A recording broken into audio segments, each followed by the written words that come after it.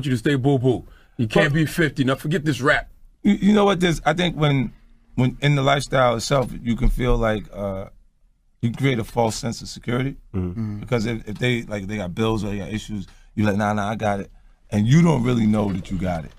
You're just saying I'm gonna take care of it. That I'm willing to take care of it for you at the issue, and then you get out in the street and you do what you can do, and a lot of times you make things happen. You can come back and really take care of it. Right. But it is a false sense because there's nothing guaranteed that says that you're gonna be able to do that. Right. You know, and I think in that's where that translates the same. A lot they don't know about Rotimi is he was actually supposed to be on Empire. Yeah. Really? Yeah. You look like one of Lucius kids. He can sing though. You can sing. Yeah, I can sing. Yeah. But so that was why it made sense for me to do the show. At first, it was down to me, Quincy, and Yaz actually, and then Quincy dropped out, and it was down to me and Yaz. And Yeah, Puffy called and was like, "How you gonna let them take your publishing?" That's what I do. I take people publishing. So it was down to me and Yaz, and at the time they were telling me, "Yo, I got it. It's yours. You're gonna be, you're the guy." So I started looking for places in Chicago. I was, signing on my lease and everything, and I was having meetings with, networks and stuff like that. So it got to the point where I was turning down offers from other shows because I thought I was gonna be on it. Wow. Hey, hold up, they told you had the Empire role? Basically. And you were willing to sign over your publishing and everything. Well, that was before I knew really what was going on. With all that. Yeah, before all of that. So it was just word talking to me, the network saying it's mine, and then I turned down a couple of things because it was a perfect situation. Well, he had Star Wars. Yeah, and I had Star Wars, You turned down Star Wars? I was like... It was like the fifth time they called him back. Yeah, Wow. the fifth time they called me back, and there was another network, so I turned it down, but I mean, it worked out. I'm Well, happy. yeah, He got on a better show. I'm He got on the back. Is it worth signing your publishing over? Nah, not as a musician if you really believe in yourself. Gotcha. You know what I mean? If you really believe in yourself, it's not worth doing that. What if they asked you to play the gay son on Never, Empire? Would you never. It's just acting. Yeah, it's No, I just couldn't do acting. that. Look, some things are really tough. Yeah. Some things are really tough. Yeah, you want me to? Oh, I don't think I can. I play a drug dealer gangster who will kill anybody for 50's character on Power, but I won't play a gay guy. Nope. Now, a couple of weeks ago, we seen you perform Fifth on stage with somebody that you didn't get along with. And last time we seen that, it was altercation. So when I seen 50 Cent performing next to French Montana, I thought it was... Yeah. Oh, that was like, I was doing the dance. It's a new dance called the Shark, Big Shark, Little Fish. Because y'all seen, I was like, this is 50's way of making him uncomfortable, because that's what he does. Did y'all have a conversation, or you just... Nah, we ran into each other backstage. Like, French he used to be around. Like when I did back in the days, we had a psychic told me. And he recorded, he went to filmed it record for me. Khaled's mom. Yeah, he did that for me. Like, so it's like, he know what time it is. Like, I go, even with the Puffy thing, like when I'm saying those things, people misinterpret it if they don't know. I don't care if they misinterpret it anymore. Like, I look at it and I go, whoever's in the top position or in the lead position, I make that competition within myself with that. Because I'm going to position myself well in the category regardlessly. So it's like, I mean, if you're losing market share and you see me gaining, you understand why. And, oh no, tell him to check the numbers. He's losing market share and I'm gaining. You don't like Puff, huh? No, I just in that position. He's competitive. He's done other things too to make me kind of. You take it far. The May situation. The May situation. Yeah, see, look, he knows the whole thing. Like the guys, there's points that I could have easily transitioned to make money on different things that he turned his nose up at because I think it was ego. You know, it felt like it was losing something that he built or that he, But the deal making, you ain't never gonna have nobody say, okay, I'll give away my profits. So you gonna let me, pretty much what Jimmy was saying at that point was he gonna give me the money and I can have the profits. Not 50% of it, I can have his portion of the profit. And we couldn't make the deal. So I'm like, yeah. You know what I'm saying? I know I can't say it on the air, but It was like you was like Puff, basically. All the way. We heard the mixtapes. Yeah, I didn't realize that I've been saying it for so long, though. Yeah. Like I saw the. Yeah, it's been a while. I remember the mix. I can't remember what the name of it. You was on the album cover with the shovel in the graveyard or something. Yeah, and I was like, that man. I really don't like him. Yeah, well, we could tell. I started to come over, like, and it's not personal. Like, other people help it, like James Cruz and them. I don't like them. Now, he's another one I seen on stage. But you used to work with him, though. Yeah, because he worked with with Chris everybody. Lighty and stuff like that. And I used to be really cool with them. They used to travel with me. You know what I'm saying? But the stuff that the temperament makes me not really.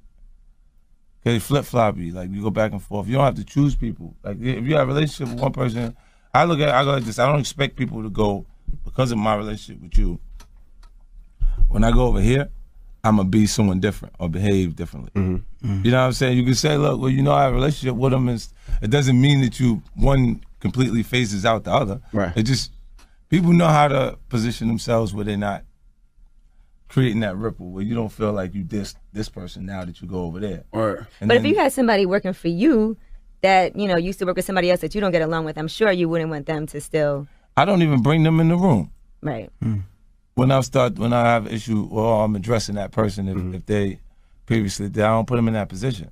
You know what I'm saying? But if they feel like they got some sort of allegiance or some sort of loyalty to that person now, then you go, okay. But then when I see them, I don't feel that energy. I feel like they're almost afraid of my actions or how I would receive some of the things that they've been doing. You know how guys are uncomfortable from what they said they was gonna do? Yeah.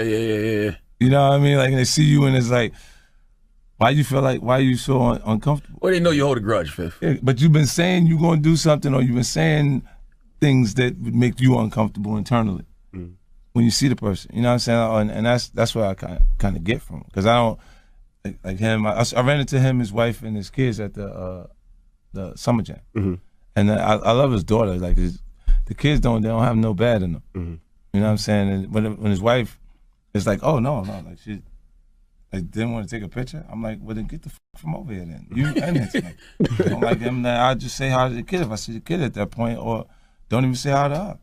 Like, cause it just felt funny that, and I think on the way I took like her response to me is like, You talking about James Cruz right now? yeah, His wife. Yeah. like it just felt like that whatever he's been saying to her made her feel like that. 'Cause But that's her husband, so she got to ride with her husband. No, I got that. I'm just saying to you, like, I don't have anything with him that he should be discussing with his wife that would make her uncomfortable when she saw me. Do you hold grudges against New York executives because they didn't sign you and they had the chance back in the day? But no, I just didn't deal with them.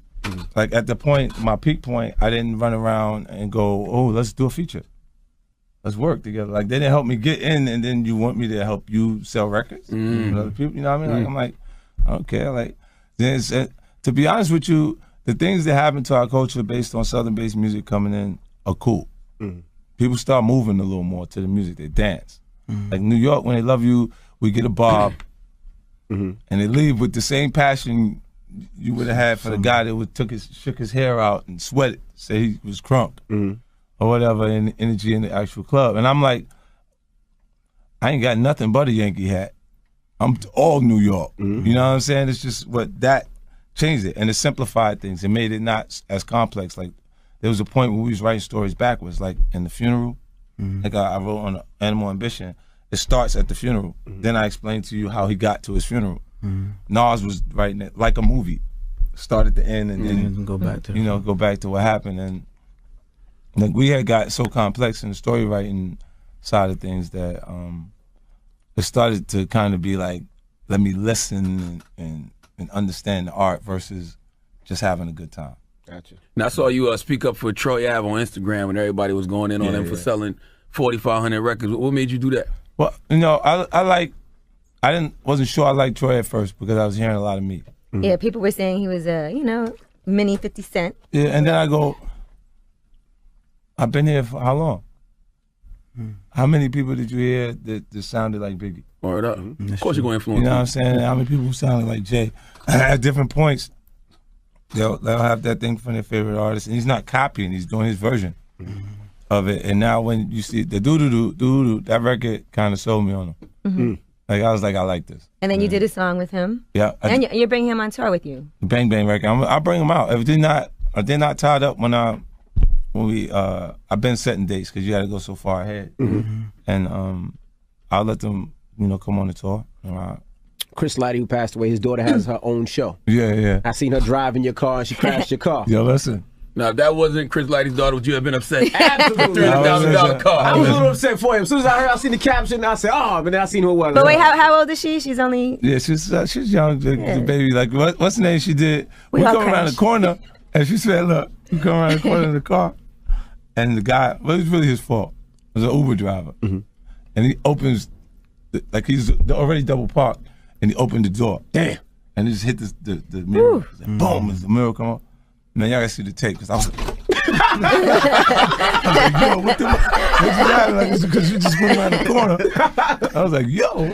We're like, man, I didn't even see it coming. Right. You know, and then it was like, it was funny though. So I'm like, we just taped, it was like the first segment of Q-Tip is gonna tape for also, and then she like building her television show, Lighty in the Light, you know. And then so I was up on, it went up on TMZ like 2 seconds later. I was like, who's here to see that?